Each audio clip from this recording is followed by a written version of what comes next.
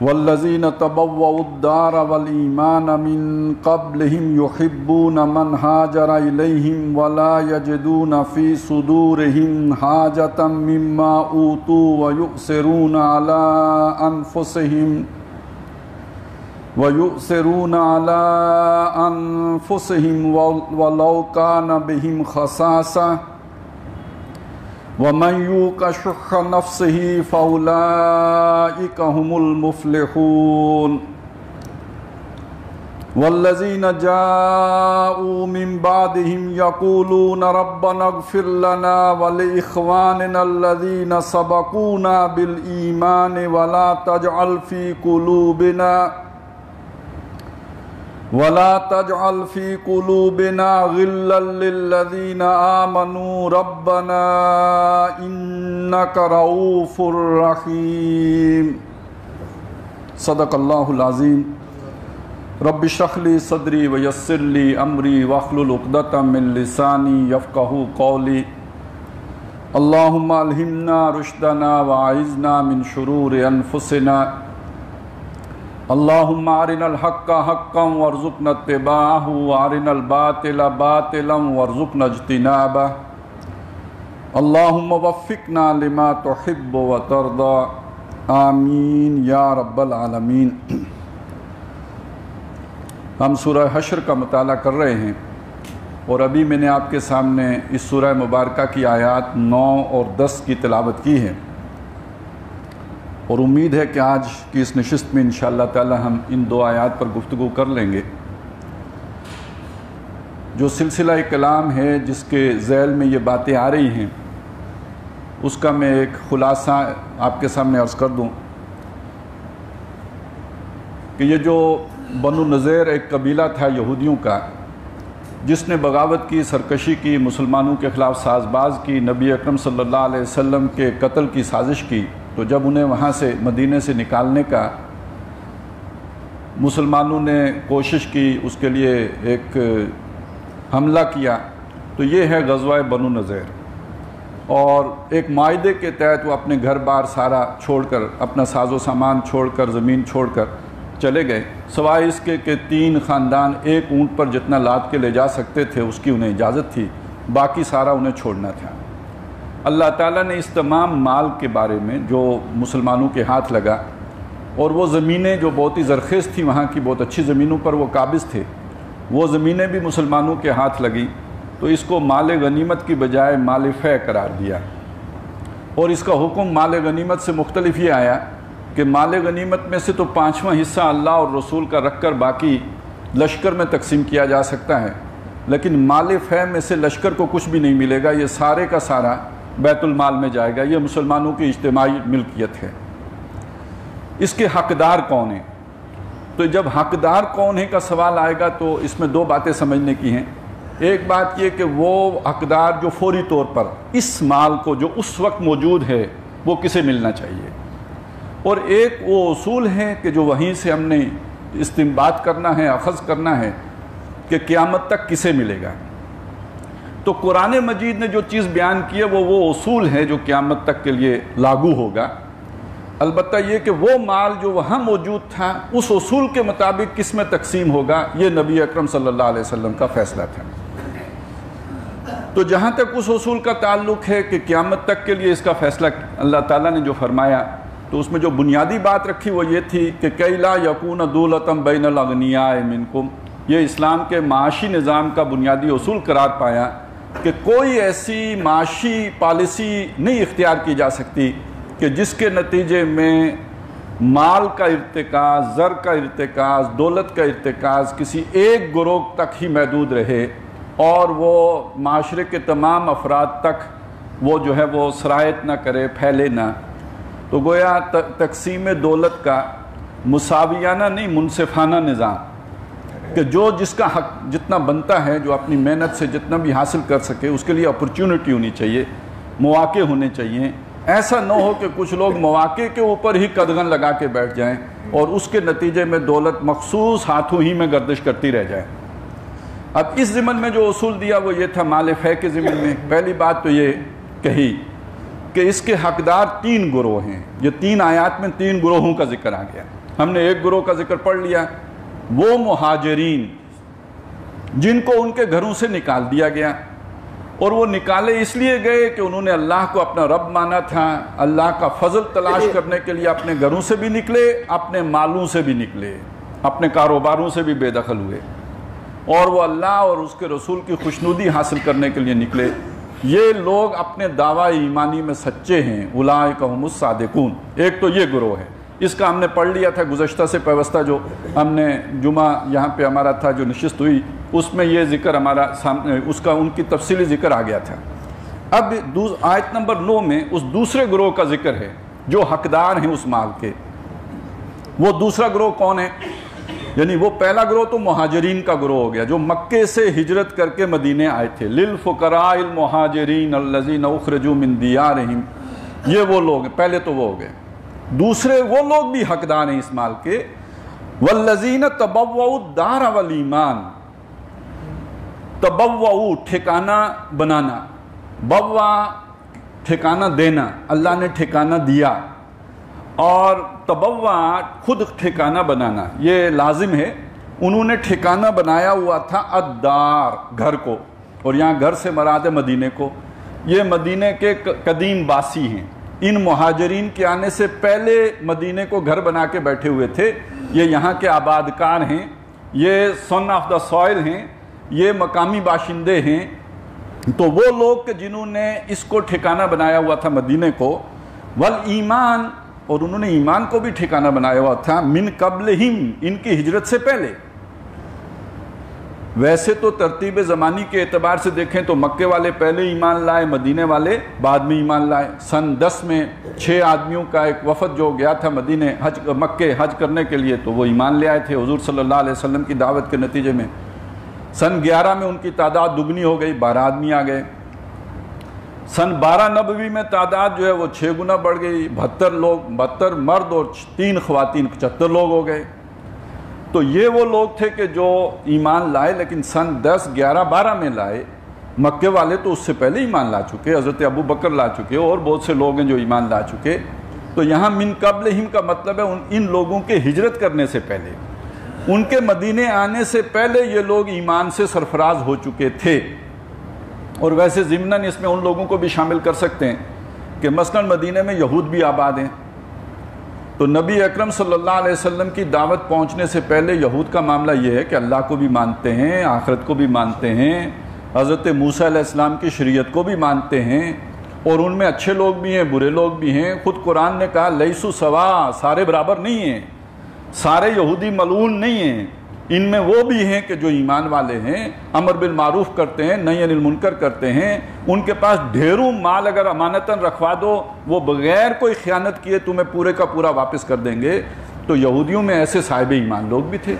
ان پر جب نبی اکرم صلی اللہ علیہ وسلم کی حقیقت منکشف ہوئی تو انہیں ایمان لانے میں بھی دیر نہیں لگی. تو گویا وہ پہلے ہی سے مومن تھے, ان کا ایمان جو ہے وہ آگے بھی حضور صلی اللہ علیہ وسلم کو مان کے وہ بات اور ان کی آگے چل پڑی. تو وہ لوگ کہ جنہوں نے مدینے کو ٹھکانہ بنایا ہوا تھا, جو ان کا آبائی وطن تھا, اور وہ پہلے ہی ایمان لے آئے تھے, ہجرت سے پہلے جو ایمان لے آئے تھے, اب ان کی روش کیا ہے؟ جیسے ان کی روش بیان ہوئی تھی, انہوں نے ہجرت کی, اپنے مال چھوڑے, اپنے گھر چھوڑے, اللہ کی خاطر, اللہ کی رسول کی خاطر. تو انہوں نے گھر تو نہیں چھوڑا, یہ تو اپنے گھروں میں بیٹھے ہوئے ہیں. تو ان کا جو نمایاں وصف ہے, جو ان کی اثار اور قربانی کی بڑی علامت ہے, وہ کیا ہے؟ یحبون من ہاجر الیہم, یہ محبت کرتے ہیں ان سے جو ان کی طرف ہجرت کر کے آئے ہیں.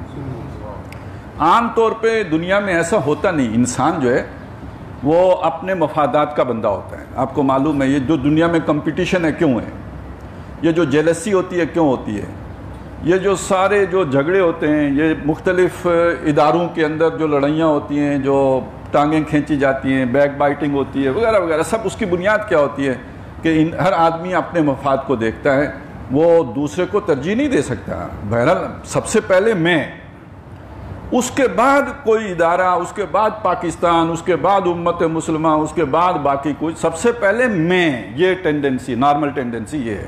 اور اگر کوئی کہے نہیں نہیں نہیں نہیں ایسا نہیں ہے, تو وہ بہرحال چکر ہی چلا رہا ہوگا۔ عام تو یہی ہو، انسان کا تمام حیوانات میں یہی بات ہے، سب سے پہلے میں اور انسان بھی بہرحال ٹھیک ہے کہ ایوالوڈ سطح پہ ہم مانیں گے، لیکن یہ کہ اس کی وہ بیسک ٹینڈنسیز تو وہی ہیں جو حیوانوں والی ہیں، جبلتیں ساری وہی ہیں، تو اس کا نتیجہ یہی نکلے گا کہ وہ اس کے اندر بھی اپنے ارج ٹو پوزیس ہے، اسی طرح ارج ٹو ڈومینیٹ ہے، تو یہ ساری چیزیں وہ ہیں کہ جو اسے میں کی طرف لے کے جاتی ہیں، اور اس کا نتیجہ یہ نکلے گا کہ وہ پھر جھگڑا، دوسرے سے چھینا چھپٹی، اس سے آگے نکلنے کی کوشش، مسابقت اور مقابلہ، اور یہ کہ تکاثر میں آگے نکلنا، میں اس سے زیادہ ترقی کر لوں، یہ ساری چیزیں آپس میں جو ہے وہ جدائیاں پیدا کرنے والی ہیں، اور یہ موافقت اور اتحاد اور اتفاق پیدا کرنے والی نہیں۔ جب تک کہ انسان کی کوئی خصوصی تربیت نہ ہو جائے، اسے کوئی اعلیٰ نصب العین، اعلیٰ ہدف، اعلیٰ جو ہے وہ کوئی اس کے سامنے آدرش نہ آ جائے، اس کی جو نارمل رجحان ہوگا وہ یہی ہوگا جو میں نے عرض کیا۔ تو یہ محمد الرسول اللہ صلی اللہ علیہ وسلم کی تربیت کا اعجاز ہے، یہ قرآن مجید کی تعلیمات کا نتیجہ ہے کہ انہوں نے عام انسانی سطح سے بلندتر ہو گئے۔ جیسے یہ بھی بڑی بلندی کی بات ہے، ایک آدمی اپنا گھر چھوڑ دے، کون چھوڑتا ہے گھر؟ کون چھوڑتا ہے اپنا کاروبار؟ لوگ جو ہے غیروں کی دستنگری قبول کر لیتے ہیں، ان کی سیاسی اطاعت قبول کر لیتے ہیں کہ کاروبار بچانا ہے، معیشت بچانی ہے، خود ہی جاتی ہے تو جائے بھاڑ میں جائے، کاروبار پہلے ہے، وہ بچے وہ کچھ کھائیں پیئیں گے تو بعد میں خود ہی کی بات ہے نا، عام طور پہ تو یہی ہوتا ہے۔ تو وہ لوگ کہ جو اپنے کاروبار تباہ کر کے اپنی زندگی داؤ پہ لگا کے مکہ چھوڑ کر آ گئے، تو یہ خصوصی تربیت کے بغیر تو ممکن نہیں ہے۔ اسی طرح وہ لوگ کہ جنہوں نے کشادہ سینوں کے ساتھ انہیں خوش آمدید کہا، یہ بھی خصوصی تربیت کے بغیر ممکن نہیں ہے۔ یہ ہے در حقیقت قرآن مجید کی تعلیم کا نتیجہ، کہ جس کے نتیجے میں وہ اس قابل ہوئے کہ انہوں نے اپنے مفادات کو پس پشت ڈال کر آنے والے بھائیوں کو خوش آمدید کہا، اور کس شان کے ساتھ کہا کہ اپنے کاروباروں میں آدھا حصہ دے دیا۔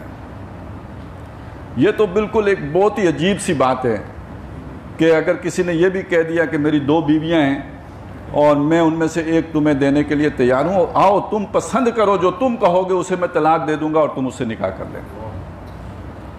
یہ تو آخری درجے میں انسان کا اپنے یوں سمجھیے اس کے تزکیے کا کمال ہے، اس کے بغیر کیسے ہو سکتا ہے؟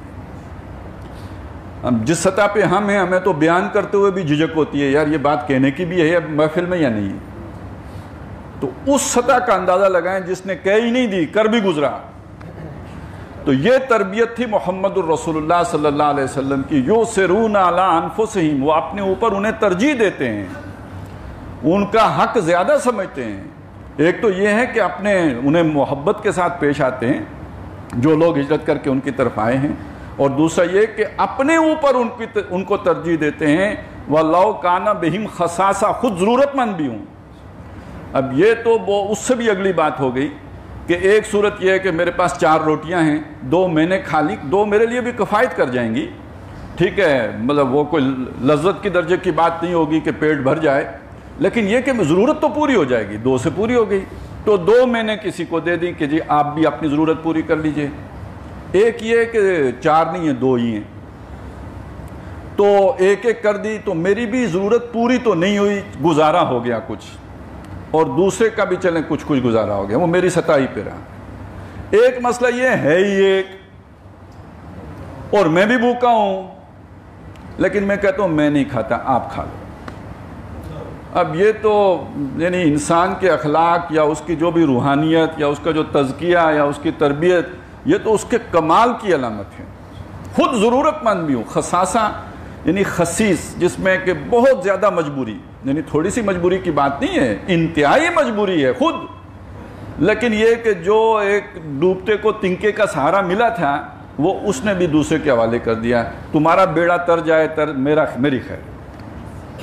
اور اس کی پھر جو انتہائی صورت ہے وہ ہے کہ دیکھیں جب انسان مرنے لگتا ہے، پتہ نہیں کسی کے مشاہدے میں کوئی ایسا آیا ہے یا نہیں آیا واقعہ، کہ ایک وقت آتا ہے کہ وہ اولاد بھی اچھی نہیں لگتی۔ ایک جاننے والے تھے، ان کو ایک بیٹا تھا، بہت ہی انہیں پیارا تھا، ذرا نوجوانی میں ان کو کینسر ہو گیا، اور وہ اب دنیا سے جب رخصت ہو رہے تھے تو بیٹا جب قریب آیا تو انہوں نے مڑ کے بھی نہیں دیکھا اس کو، ہاتھ کے اشارے سے دور جانے کا اشارہ کیا۔ یعنی جب انسان پہ یہ کیفیت آتی ہے تو اسے کوئی نہیں اچھا لگتا۔ اور پھر یہ کہ ایک جوان آدمی اگر زخم سے مر رہا ہو، زخم تو چھوٹا سا بھی لگے تو فوراً پیاس لگتی ہے، اور زخم ایسا لگا ہو جس سے آپ کی موت واقع ہونے جا رہی ہے، اس وقت پیاس کی شدت کا اندازہ لگائیں۔ آدمی بھی جوان ہو اور اس کے سامنے پانی آئے اور کان میں آواز کسی بھائی کی آئے، وہ کہے مجھے نہ دو اس کو دے دو، تو یہ یُؤْثِرُونَ عَلَىٰ أَنفُسِهِمْ وَلَوْ كَانَ بِهِمْ خَصَاصَةٌ، اپنے اوپر دوسروں کو ترجیح دیتے ہیں خود کتنے ہی ضرورت مند کیوں نہ ہوں۔ یعنی یہ واقعہ اس آیہ مبارکہ کی بہترین جو ہے وہ تشریح کرتا ہے۔ اس سے اندازہ ہوگا کہ کیا تربیت دی تھی محمد رسول اللہ نے صلی اللہ علیہ وسلم، اور اس سے پتہ چلے گا کہ اصل تزکیہ ہے کیا۔ تو جیسے لوگ ہجرت کر کے آئے تھے تو انہوں نے بہت بڑی قربانی دی، ایسے ہی جن لوگوں نے انہیں کھلے بازوں سے خوش آمدید کہا انہوں نے بھی قربانی کم نہیں دی۔ ان کی قربانی سے ان کی قربانی کسی طرح گھٹی ہوئی نہیں ہے، کم نہیں ہے، وہ بھی اسی سطح کی ہے۔ لہذا فرمایا، اور یہ ہے وہ بات کہ ہم پر اللہ تعالیٰ نے یہ شریعت کا بوجھ کیوں رکھا، نمازیں کیوں پڑھوائیں، ہم سے زکاتیں کیوں دلوائیں، ہمیں اللہ تعالیٰ نے شریعت کا مکلف کیوں کیا، یہ دین اسلام کیوں اتارا، ایمان کا حاصل کیا ہے، انسان کو اللہ تعالیٰ اٹھا کر جس مقام پہ لے کے جانا چاہتا ہے وہ مقام اصل میں ہے کیا۔ وَمَنْ يُوقَ شُحَّ نَفْسِهِ فَأُولَٰئِكَ هُمُ الْمُفْلِحُونَ، جو اپنے جی کے لالچ سے بچا لیا گیا۔ یہ یو کا وہی ہے جو ہم دعا مانگتے ہیں، وَقِنَا عَذَابَ النَّارِ، اللہ میں آگ کے عذاب سے بچا، وہی مجہول ہو کے آ گیا، یو کا بچا لیا گیا، جو بچا لیا گیا، کس سے بچا لیا گیا؟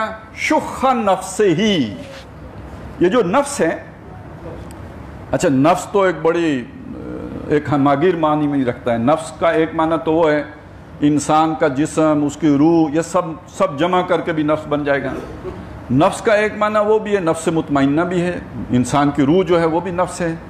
نفس کا ایک معنی نفس لوامہ بھی ہے، اور نفس کا ایک معنی نفس امارہ بھی ہے۔ ان النفس لامارۃ بالسوء، بے شک نفس تو وہ شے ہے جو بہت زیادہ برائی کا حکم کرنے والی ہے۔ تو اصل میں انسان کی جو مختلف کیفیات ہیں ان سب کے مجموعے کا نام بھی نفس ہے، اور ان میں سے جو ایک اس کی جہت ہے یا پہلو ہے یا ڈائمنشن ہے اس کا نام بھی نفس ہے۔ تو انسان کے نفس کی 3 حالتیں سمجھ لیجئے۔ ایک حالت وہ ہے کہ جس حالت میں وہ مطمئن ہو جاتے ہیں، اطمینان اسے حاصل ہو جاتا ہے، اور یہ حالت وہ ہے کہ الا بذکر اللہ تطمئن القلوب، سن رکھو کہ اللہ کی یاد سے، اللہ کے ذکر ہی سے دلوں کو اطمینان حاصل ہوتا ہے۔ اور یہ آواز کو کچھ ہو گیا، اور اسی معنی میں، اس اطمینان کے معنی میں کہ انسان کا ایمان اور اللہ کی پہچان اور اللہ کی معرفت اور اللہ کا علی کل شیء قدیر ہونے کا یقین اس درجے کو ہو گیا، پہنچ گیا، اور بکل شیء علیم ہونے کا، یار آپ دیکھو اس میں اس درجے کو پہنچ گیا کہ اب اس پہ جو بھی حالات و حوادث اور واقعات وارد ہو رہے ہیں، اسے دکھ پہنچ رہا ہے، تکلیف ہو رہی ہے، کوئی حادثہ ہو رہا ہے، تو وہ پھر بھی مطمئن رہتا ہے میرے رب نے میرے لیے کچھ بہتر ہی کیا ہوگا۔ میری سمجھ کے مطابق یہ شر ہے، میرے خیال کے مطابق یہ میرے لیے مضرت بخش ہے اور نقصان دہ ہے، لیکن میری عقل تو چھوٹی سی ہے، میرے رب کا علم، اس کی سمجھ، اس کی حکمت، میں اس کو نہیں پا سکتا، اور میرے لیے وہ کوئی بہتری فیصلہ کرتا ہے، میں اپنے لیے غلط فیصلہ کر بیٹھتا ہوں، وہ میرے لیے اچھا فیصلہ کرتا ہے۔ لہذا جو چیز میرے ہاتھ سے نکل گئی، اس کا نکل جانا ہی میرے لیے اچھا تھا۔ اب اس کا نتیجہ کیا نکلے گا؟ اس کا غم جاتا رہا نا، اس کا دکھ جاتا رہا، اور کل کیا ہوگا؟ وہی ہوگا جو منظور خدا ہوگا، کل کا خوف جاتا رہا۔ الا ان اولیاء اللہ لا خوف علیہم ولا هم یحزنون، جس کا خوف رخصت ہو گیا، جس کا غم رخصت ہو گیا، وہ حالت امن میں آ گیا، حالت اطمینان میں آ گیا۔ یہ ایک اطمینان کی کیفیت کا نام ہوا۔ ایک کیفیت یہ ہے کہ انسان وہ ایک طرف کبھی چلا جاتا ہے، کبھی دوسری طرف چلا جاتا ہے، جب وہ برائی کی طرف جاتا ہے تو کوئی ضمیر نام کی شے اس کے اندر زندہ ہے جو اس کو احساس دلاتی ہے تم سے غلط ہوا. ایک تو وہ مطمئن ہے نا, جو مطمئن ہو گیا وہ یکسو ہو گیا, ایک طرف ہو گیا, حنیف ہو گیا. ایک وہ ہے جو ابھی ذرا تھوڑا دائیں بائیں ہو رہا ہے, جھول رہا ہے. یہ وہ کیفیت ہے کہ جس میں انسان سے غلطی بھی ہوگی, چوک بھی ہوگی, اس سے جو ہے وہ بڑی بڑی غلطیاں بھی ہوں گی جہالت اور غفلت میں. تو اب اس کا ضمیر اگر زندہ ہے تو وہ اسے متنبع کرتا رہے گا. اب وہ پلٹے گا, توبہ کرے گا, واپس آئے گا. تو یہ ضمیر زندہ بھی بہت بڑی شے ہے, انسان کو سیدھے رخ پہ رکھے گا. اگرچہ کہ تلون رہے گا, یکسوئی نہیں ہوگی, اونچ نیچ جو ہے اس میں رہے گی, لیکن یہ کہ بہرحال وہ ضمیر کا زندہ رہنا, نفس لوامہ جسے کہا گیا ہے, وہ اسے سیدھے رخ پہ رکھے گا. لیکن آپ کو معلوم ہے کہ یہاں تک کتنے لوگ پہنچتے ہیں؟ اکثر و بیشتر جس دنیا میں آج ہم رہ رہے ہیں ذرا اس کا اندازہ لگائیں گے. آج کی دنیا وہ ہے کہ ان باتوں کا تو شعور اور ادراک کتنوں کو ہوگا جو ابھی میں نے آپ کے سامنے عرض کی, جسے ہم آج کل تعلیم یافتہ لوگ کہتے ہیں. جو تعلیم ملتی ہے وہ کیا کہتی ہے؟ ٹھیک ہے, ہمارے قرآن میں لکھا ہے اللہ تعالیٰ نے آدم کو بنایا تھا, دونوں ہاتھوں سے بنایا ہے, پھر اس میں روح میں سے پھونکا ہے. لیکن یہ جو ڈارون نے ثابت کیا ہے اس کا کوئی علمی رد تو ہمارے پاس نہیں ہے. تو چلیں بندر سے نہیں بنا ہوگا, لیکن یہ کہ بہرحال ایک ایوالوڈ قسم کا اینیمل ہی ہے, ساری وہی خصوصیات خاصیات. تھوڑا فرق ہو گیا ہے کہ باقی حیوان 4 ٹانگوں پہ چلتے ہیں, یہ 2 ٹانگوں پہ چلتا ہے. 2 ٹانگیں اس کی جو بازو بن گئے, پہلے یہ بھی ٹانگیں ہی تھیں, بعد میں بازو بن گئے. ریڑھ کی ہڈی کے آخری سرے پہ دم کا نشان اب بھی باقی ہے. تو لگتا یہ ہے کہ وہ ڈارون صاحب نے جو کچھ کہا تھا اور وہ کوئی ایسا غلط بھی نہیں ہے. چلے بندر سے نہیں تو مچھلی سے بنا ہوگا, مچھلی سے نہیں تو کسی اور شے سے بنا ہوگا, کسی ایسے انسان حیوان نما شے سے بنا ہوگا جس کی نسل ختم ہو گئی. وہ جو ہے زمانے کے ساتھ سازگاری اختیار نہیں کر سکا, حالات بدل گئے, نیچرل سلیکشن میں وہ ختم ہو گیا. تو بہرحال ہیں تو حیوانی. اوپر سے آئے فرائڈ صاحب, انہوں نے بتایا حیوان بھی وہ ہے کہ جس کو سب سے زیادہ سیکس کی پڑی رہتی ہے. لہٰذا اگر آپ چاہتے ہو اسے اطمینان حاصل ہو جائے, اس کے رنج الم دکھ سب مٹ جائیں, وہ نہیں مٹ سکتے جب تک آپ سیکس فری سوسائٹی نہ بنا دیں. ظاہر ہے گریڈیفیکیشن ہوگی اس کی, اس جبلت کی, تو تب جا کے یہ مطمئن ہو کے بیٹھے گا. ہوتا یہی نا, بچے کو بھوک لگی ہو تو رونا شروع کر دیتا ہے. وہ بے اطمینان کی اس کا کھلونا کسی نے چھین لیا ہو تو آ کے جو ہے وہ پھڈا کسی اور بات پہ ڈال دیتا ہے, جسے ہم کہتے ہیں دکھ اور دارو اور. تو اس انسان یہ جتنا بھی فساد پیدا کرتا ہے اصل میں اس کی جنسی جبلت کی تسکین نہیں ہوئی ہوتی. تو پھر یہ نئے نظریات, نئے خیالات, نئے باتیں اور پھر پھڈے اور انقلاب, یہ سارے اس ڈسٹربنس سے پیدا ہوتے ہیں. لہٰذا آپ سیکس فری سوسائٹی بنا دیں اور اس کا نتیجہ یہ نکلے گا کہ آدمی بڑا پرسکون ہو جائے گا. ہے تو حیوان ہی, حیوان پہ تو کوئی پابندی نہیں ہوتی. بیل پہ کوئی پابندی ہے کوئی نکاح کی, طلاق کی, اور یہ رحمی رشتے ہیں اور یہ محرمات ابدیہ ہیں وغیرہ وغیرہ. تو انسان پہ کیوں ہو؟ اس پہ بھی نہیں ہونی چاہیے. کسی نے کہہ دیا نہیں یہ تو خیر سیکس کا مسئلہ نہیں ہے, ایڈلر نے, یہ تو ارج ٹو ڈومینیٹ کا ہے. لیکن مانا تو سب نے حیوان ہی ہے نا. اب اس حیوان کو مان کر اگلی بات سمجھ لیجئے, یہ جو لبرلزم ہے کیا ہے؟ یہ آزادی. حیوان پر پابندی نہ ہو, حیوان کے گلے میں کوئی پٹا نہ ہو, حیوان کو پنجرے میں بند نہ کیا جائے, حیوان کے اوپر کوئی پابندی نہ لگائی جائے. لہذا جو پیور لبرلزم ہے وہ تو ریاست کے قانون کو بھی ماننے کے لیے تیار نہیں ہے, وہ تو طوائف الملوک کی چاہتا ہے, مکمل آزادی. تو بہرحال اس سب کا نتیجہ کیا نکلے گا کہ نفسا نفسی تو نہیں ختم ہوگی نا, چھینا چپٹی تو نہیں ختم ہوگی. یہ وہ نفس کا تیسری سطح ہے جس کو قرآن مجید کہتا ہے ان النفس لامارۃ بالسوء. یہ نفس کا اگر یہ اس طرح اس کی لگامیں آپ نے چھوڑ دی, اس کو آپ نے ڈسپلن نہ کیا, اس کو کنٹرول میں نہ لائے, اس گھوڑے کو لگام نہ دی, قابو نہ کیا, تو یہ آپ کو بڑا برا لگتا ہے لفظ آمر. کہتے ہیں فلانا آمر مطلق ہے. اس آمر مطلق کو 1,00,000 سے ضرب دیں نا تو یہ امارہ بنتا ہے. یہ نفس سے, یہ جو ہے نا نفس, یہ ایڈ یا لیبیڈو کہیں جسے, یہ نفس امارہ, یہ انسان کو برائی کا انتہائی حکم دینے والا ہے۔ یہ ساری دنیا میں کرپشن کیوں ہوتی ہے؟ یہ مال بناؤ پالیسیاں کیوں چلتی ہیں؟ یہ آف شورز کیوں کھلتی ہیں؟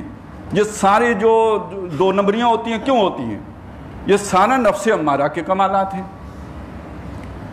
تو یہ وہ نفس ہے کہ جو انسان کو برائی کی طرف کھینچ کے لے جاتا ہے۔ اس نفس کی شرارتوں سے، اس کے لالچوں سے، ایک لالچ دولت جمع کرنے کا لالچ ہے، اور ایک لالچ ذرا بڑے لوگوں کا لالچ ہے، عورتیں، خوبصورت عورتیں جمع کرنے کا لالچ بھی ہوتا ہے کہ نہیں ہوتا ہے؟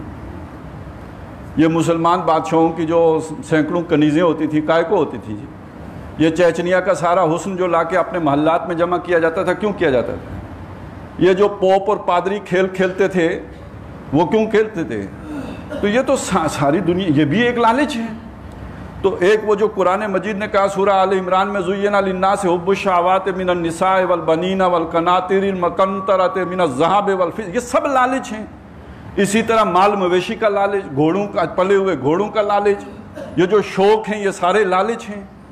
تو جو انسان ان لالچوں سے بچا لیا گیا، مال و دولت دنیا، یہ رشتہ و پیوند، وہ جو اقبال نے کہا، یہ مال و دولت دنیا، یہ رشتہ و پیوند، بتان وہم و گمان، لا الہ الا اللہ۔ یا قرآن مجید نے جو 8 محبتیں گنوائی ہیں، قل ان کان آباؤکم و ابناؤکم و اخوانکم و ازواجکم و عشیرتکم و اموال اقترفتموها و تجارت تخشون کسادها و مساکن ترضونها، یہ ساری در حقیقت انسان ان کی طرف آ کر اللہ کے احکامات کو پس پش ڈال دیتا ہے، ان کی طرف لگ کے اپنے نفس مطمئنہ کی ضرورتوں سے بیگانہ ہو جاتا ہے، اپنی روحانی جو ضرورتیں ہیں ان کو پس پش ڈال دیتا ہے۔ تو یہ چیزیں اسے اپنی طرف کھینچ لیتی ہیں، پوزس کر لیتی ہیں، اپنے اندر جذب کر لیتی ہیں، ان میں آدمی گم ہو جاتا ہے، اس کی ساری صلاحیتیں ان کے حصول میں کھپ جاتی ہیں، اور ان کو بچا بچا کے رکھنے میں اس کی ساری زندگی بیت جاتی ہے۔ تو بچا بچا کے نہ رکھ اسے، تیرا آئینہ ہے وہ آئینہ کہ شکستہ ہو تو عزیز تر ہے نگاہ آئینہ ساز میں۔ تو یہ جو شخص اس لالچ سے بچا لیا گیا، اس کی سوچ اس سے ذرا اوپر اٹھ گئی، بلندتر نصب العین کی طرف چلی گئی۔ اور وہ بلندتر نصب العین کیا ہو سکتا ہے سوائے اللہ کے؟ ہے پرے سرحد ادراک سے میرا مسجود، تو وہ جو سرحد ادراک سے پرے ہے، جو تمام کمالات سے متصف ہے، جو اعلیٰ و عرفہ ہے، اور جو میرے اندر ایک آئیڈیل کی خواہش ہے، جو غلطی سے کبھی آدمی سمجھتا ہے میرا باپ وہ ہے، کبھی سمجھتا ہے کہ میرا بڑا بھائی وہ ہے، کبھی سمجھتا ہے فلانا لیڈر وہ ہے، کبھی کسی معاوض تنگ کو وہ سمجھ لیتا ہے، کبھی کسی اور کو وہ شے سمجھ لیتا ہے۔ تو انسان تو کوئی بھی پرفیکٹ نہیں ہے، جبکہ میرا آئیڈیل تو پرفیکشن ڈیمانڈ کرتا ہے، وہ سوائے اللہ کی ذات کے اور کوئی ہو نہیں سکتا۔ تو جو سب سے کٹ کے اس کا ہو گیا، وہی ان لالچوں سے بچے گا۔ اور اصل تزکیہ ہے بھی دنیا و معافی، ہاں دنیا اور جو کچھ اس میں ہے، یہ سب کا سب انسان کی نگاہوں میں بے وقت ہو جائے، اس کی کوئی قدر و قیمت نہ رہے۔ ہاں استعمال کی شے ہے، بس اسی حد تک ہے۔ یہ جو متاع الحیات دنیا کا معنی ہے، یہ یہی ہے۔ آپ نے ٹیشو پیپر استعمال کیا، بڑی قیمت نہ ہو آپ گندے ہو جائیں، نہ ہو تو آپ اپنے ہاتھ نہیں صاف کر سکتے، بڑی اہم شے ہے۔ لیکن یہ کہ استعمال کر کے پھینک دینے کی شے ہے، تو دنیا بھی استعمال کر کے چھوڑ جانے کی شے ہے۔ یہ کوئی مستقل بسیرا کرنے کی، ہمیشہ ٹھکانہ بنانے کی جگہ نہیں ہے، اور یہاں کی چیزیں بھی ہمیشگی کی نہیں ہیں۔ یہ انسان کا وین بن جائے، یہ نقطہ نظر ہو جائے، یہ سوچ بن جائے، تو وقت خود بخود دل سے نکل جائے گی۔ جب وقت نکل جائے گی تو اگر کچھ چھن جائے گا تو غم نہیں ہوگا، مل جائے گا تو بہت پھولے نہیں سمانے کی کیفیت نہیں ہوگی، سب امتحان ہی امتحان ہے۔ اور یہ کیفیت حاصل ہو گئی تو دل کے لالچ سے بچا لیا گیا۔ لہذا فرمایا وَمَنْ يُوقَ شُحَّ نَفْسِهِ، جو اپنے جی کے لالچ سے بچا لیا گیا، فَأُولَئِكَ هُمُ الْمُفْلِحُونَ، وہ ہیں کہ جو فلاح پا گئے۔ اور فلاح پانے کا مطلب کیا ہے؟ ویسے تو ہم معنی کرتے ہیں کامیاب ہو گئے، یہ کامیاب ہونا جو ہم معنی کرتے ہیں یہ تفسیری معنی ہے، لفظی معنی نہیں ہے۔ افلح یفلح کہتے ہیں پھاڑنے کو، اور پھاڑنا جیسے ہم نے اخروٹ پھاڑا، اس کے اندر سے گری نکالی، جیسے ہم نے انڈا پھاڑا، اس کے اندر سے زردی نکالی، جیسے ہم نے بادام پھاڑا، اس کے اندر سے گری نکالی، مغز نکالا۔ اسی طرح انسان کا ایک ظاہر ہے، یہ جو ہمیں 6 فٹ کا 5.5 فٹ کا یہ گوشت پوست ہڈیوں کا ڈھانچہ، یہ اس کا ظاہر ہے، یہ اس کی باہر کی جلد ہے، یہ اخروٹ کی باہر کی جو ہے سنگڑی ہے۔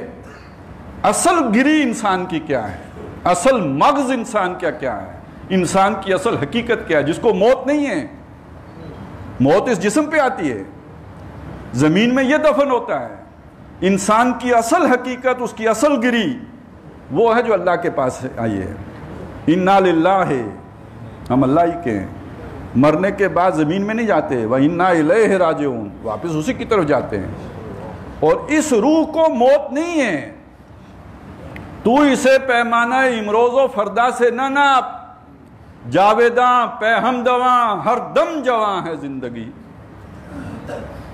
کیف تکفرون باللہ وکنتم امواتا فاحیاکم ثم یمیتکم ثم یحییکم ثم الیہ ترجعون۔ تم اس رب کا کیسے انکار کرتے ہو جبکہ تم مردہ تھے؟ الفاظ پہ غور کیجئے گا، یہ نہیں کہ تم نہیں تھے، کنتم معدوما نہیں، کنتم امواتا، موت کسی زندہ پہ آتی ہے، تم مردہ تھے یعنی اس سے پہلے زندہ بھی تھے۔ یہ کون سی زندگی ہے؟ یہ عالم ارواح کی زندگی ہے۔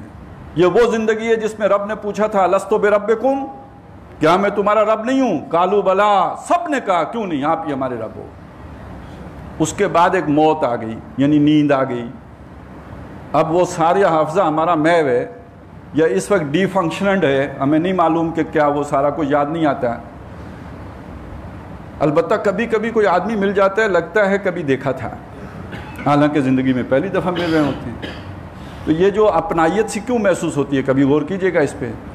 تو ایک عالم بتا آئے ہیں، زندگی ایک گزر گئی، اس کے بعد ایک موت آ گئی، ایک نیا سلسلہ شروع ہوا، ادھر آدم تیار ہوئے، وہ روح لا کے اس میں ڈالی گئی، اور پھر ایک سلسلہ یہ ہے جو زمین پہ چل رہا ہے حیوانی وجود کا، اور یہ وہ جو ایوالوڈ اینیمل ہے اس کا، اور ایک وہ روح مطمئنہ لا کے اس میں ڈالی گئی۔ یہ دو وجودوں کا مجموعہ ہے انسان۔ یہ دو ہاتھوں سے بننے کا مطلب یہی ہے، اللہ نے اس میں دو عالم جمع کر دیے، ایک عالم امر کی شے روح، ایک عالم خلق کی شے جو حیوانی وجود جو ہے۔ آدمی زادہ عجب طرفہ معجون است، فرشتہ سرشتہ و نیم حوان است۔ یہ آدھا حوان ہے آدھا فرشتہ ہے، اس سے یہ مکمل ہوا ہے۔ تو وہ جو روح ربانی ہے اس کی ایک زندگی وہ تھی، پھر ایک موت آئی۔ موت بھی جو ہے وہ معدوم ہونے کا نام نہیں ہے، وہ بھی زندگی ہی کی ایک کیفیت ہے، نیند کی صورت ہے۔ پھر یہ زندگی ہے جو ہم بتا رہے ہیں، 60 سال کی، 65 سال کی، 80 سال کی، 100 سال کی ہو جائے گی۔ اس کے بعد ایک عالم برزخ ہے، اسے ہم حیات برزخی کہتے ہیں۔ وہ بھی کوئی معدوم ہونے کا مطلب نہیں رکھتی، یعنی وہ بھی زندگی ہی کی ایک کیفیت کا نام ہے۔ اور پھر ہو گئی عالم آخرت، اور جس میں پھر جسم کے ساتھ روح کو لا کے جمع کر دیا جائے گا۔ تو اسے پیمانہ امروز و فردا سے نہ ناپ، جاویداں پہ ہمدواں ہر دم جواں ہے زندگی۔ تو یہ جو فلاح کا مطلب ہے، اپنی اس اصل زندگی کو پا لینا، اپنی روح کو پا لینا۔ یہ سارا جو علامہ اقبال کا فلسفہ ہے، اپنی خودی پہچان وہ غافل افغان، یہ جو خودی ہے وہ کیا شے ہے؟ یہ خودی یہی روح ہے۔ یہ جو ہم کہتے ہیں یہ میرا ہاتھ ہے، یہ میری آنکھ ہے، یہ میرا سر ہے، یہ میرا پیٹ ہے، یہ میرا جسم ہے، کبھی سوچا میں کون ہوں؟ ظاہر ہے یہ میرا جسم ہے، میں تو نہیں ہوں، میں کوئی اور چیز ہوں، میں تو دعویٰ کر رہا ہوں کہ مالک ہوں اس کا، وہ میں کون ہے؟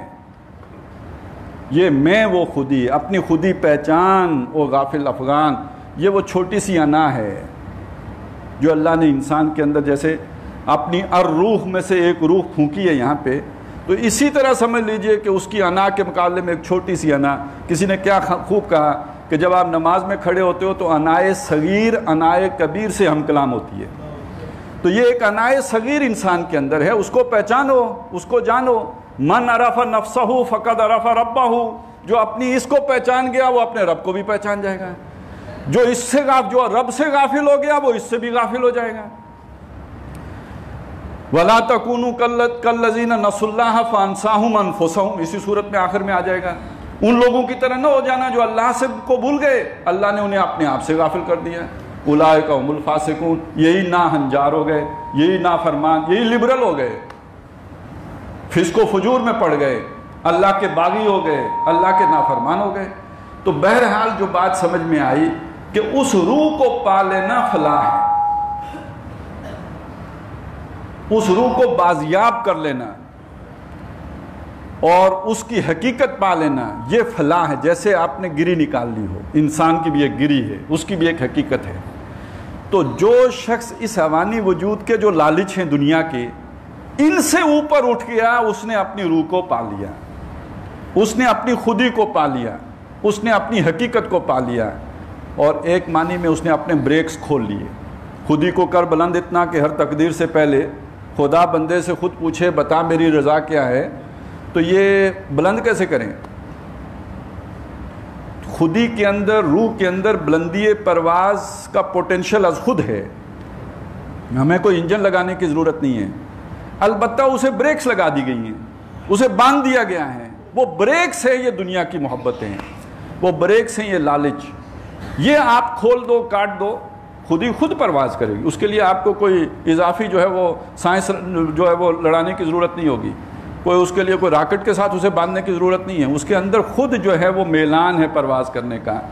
اپنے مرکز کی طرف محو پرواز تھا حسن، وہ جس مرکز سے آئی ہوئی ہے وہ اسی کی طرف پرواز کرے گی، وہ جدھر سے آئی ہے ادھر ہی کا رجحان رکھے گی، لیکن یہ کہ وہ قید ہے، وہ بندھی ہوئی ہے، اس کو روک کے رکھا گیا ہے، اور وہ قید ہے ہمارے لالچوں میں، وہ قید ہے ہماری دنیا کی محبتوں میں، وہ روک کے رکھ لی ہے ہمارے جو دنیا کے تقاضے ہیں انہوں نے۔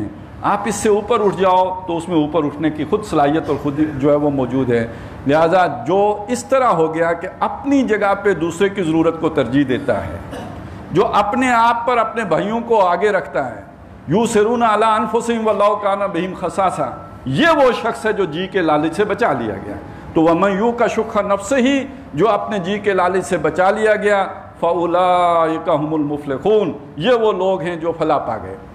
اسی کو کہا گیا قد افلح من تزکا، فلاح پا گیا، اپنی خودی پا لی، کامیاب ہو گیا جس نے تزکیہ کر لیا، جس نے اپنا آپ سنوار لیا۔ سنوارنے کا مطلب اپنی روح کی جس نے نشو نما کر لی، اس کو جس نے پروان چڑھا لیا، جس نے اس کی ضرورت پوری کر لی۔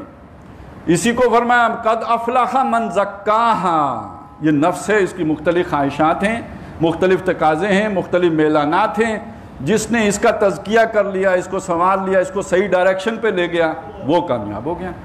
اسی کو کہا قد افلح المومنون، ایمان والے کامیاب ہو گئے۔ اب یہاں ایمان کا مطلب صرف کلمہ پڑھ لینا نہیں ہے، اب یہاں ایمان کا مطلب جس نے ایمان لا کر اپنے آپ کو اس طرح سنوار لیا، وہ سارے معنی اس کے اندر شامل ہیں۔ چنانچہ جہاں فرمایا قد افلح المومنون، پھر ان ایمان والوں کی پوری صفات بیان کی ہیں۔ الذین فی صلاتہم خاشعون والذین ہم عن اللغو معرضون والذین ہم للزکاۃ فاعلون والذین ہم لفروجہم حافظون، یہ ساری ضرورتیں جو پوری کرنے والے، اپنے آپ کو روک کر رکھنے والے، اپنے لالچوں کو جو ہے وہ پیچھے ڈالنے والے، یہ ایمان والے ہیں جو کامیاب ہو گئے۔ اللہ تعالی ہمیں ان اوصاف کا حامل بنائے، ان کی طرف پیش قدمی کرنے والا، ان کو حاصل کرنے والا، ان کا رجحان رکھنے والا بنائے، ان کی تڑپ اور آرزو پیدا ہمارے دلوں کے اندر اللہ تعالیٰ کر دے، اور ہمیں ان ایمان والوں میں صادق الایمان کہ جن کی تربیت، جن کا تزکیہ اس انداز میں ہوا ہو جو محمد الرسول اللہ صلی اللہ علیہ وسلم نے نفوس قدسیہ تیار کیے تھے۔ اللہ تعالیٰ ہمیں بھی دنیا و آخرت کی کامیابیاں اسی طرح نصیب فرمائے۔ اقول قولی ھذا واستغفر اللہ لی ولکم ولسائر المسلمین والمسلمات۔